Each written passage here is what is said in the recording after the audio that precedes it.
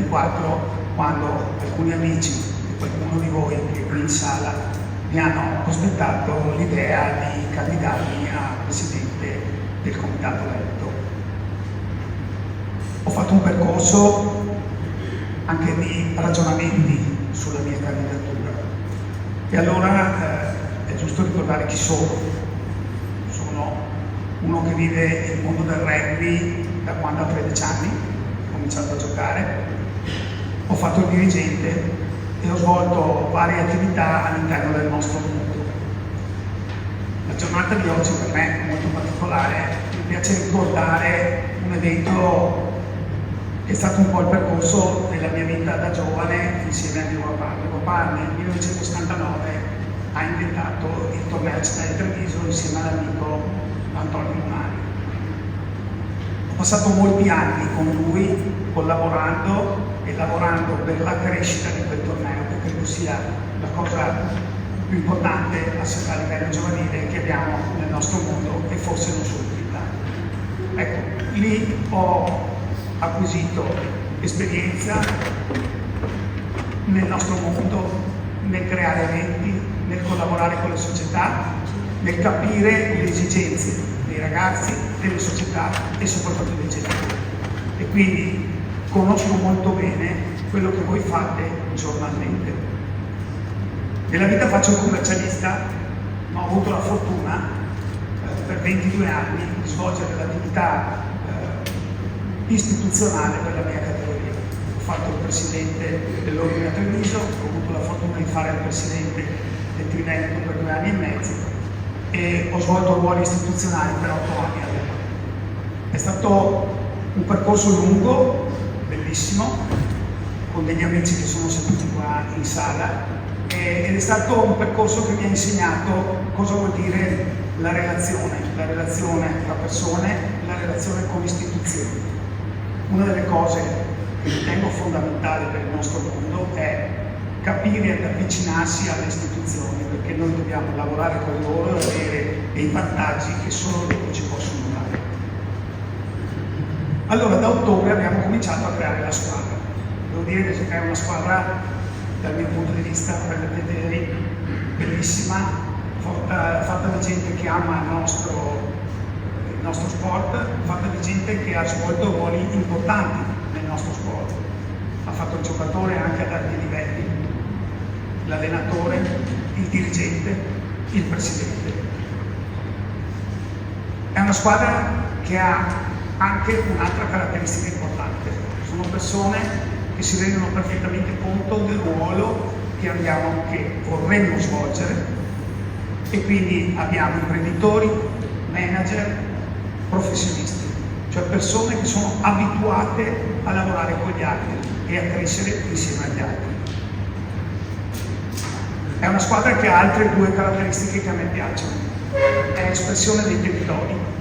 Noi abbiamo voluto andare nei territori a chiedere e gestire con loro la formazione di questa squadra. Ed è una squadra trasversale. Questo mi piace dirlo.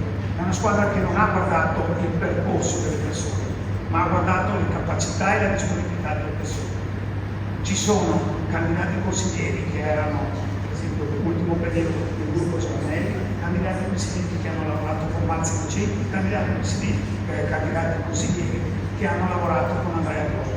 Ecco, quello che ci piace di questo gruppo è che la condivisione delle idee è la cosa più importante per far crescere il nostro movimento e questo sarà il nostro obiettivo.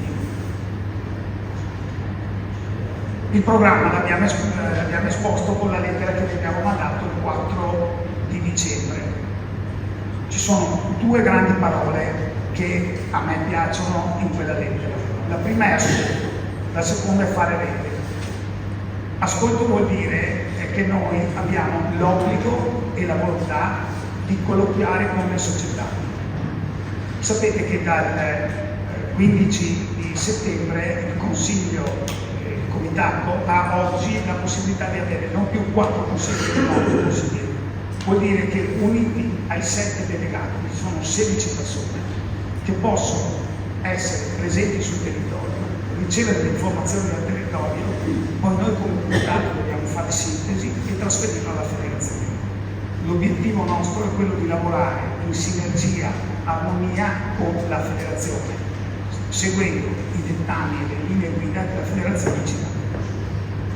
La seconda parola è fare bene. Mi sono reso conto, soprattutto in quest'ultimo periodo, che sia fondamentale tra di noi, per voler crescere, lavorare insieme, nella logica della competizione e quindi nella normale logica di voler eccellere nel nostro mondo. Però dobbiamo lavorare insieme perché ci sono mille problematiche e solo insieme possiamo risolverle. Insieme possiamo andare dalle istituzioni a chiedere qualcosa.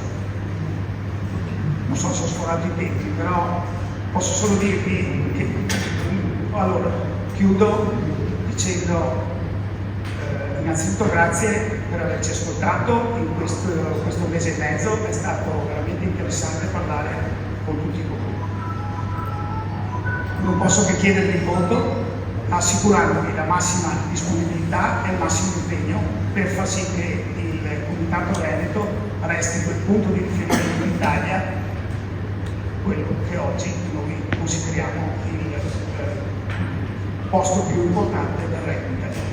La Commissione verifica, la Commissione scrutinio mi ha consegnato l'esito del scrutinio. Le schede scrutinate sono 115, i voti presenti sono 9.315, i voti validamente espressi sono anch'essi 9.315, hanno ottenuto i voti Raccamari Vittorio 6.139 voti, pari a 65,90 dei voti validi, Trevisan Sandro 3.176 voti, pari a 34,10 dei voti disponibili.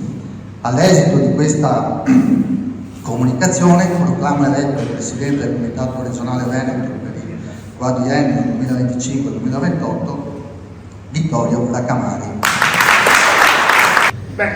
Grazie, posso dire che sono felice, è un risultato che aspettavo e che mi fa capire l'importanza, perché i numeri sono tanti e quindi sarà un lavoro impegnativo e, come ho detto prima, vi assicuro veramente l'impegno e la dedizione, perché è una cosa che io farò con piacere perché amo questo sport.